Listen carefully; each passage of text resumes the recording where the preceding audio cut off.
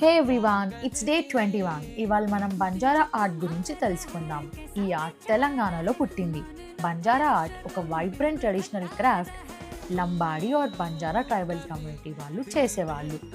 ఈ art colourful ఎంబ్రాయిడరీకి, mirror వర్క్కి అండ్ బోల్డ్ జామెట్రిక్ ప్యాటర్న్స్కి చాలా ఫేమస్.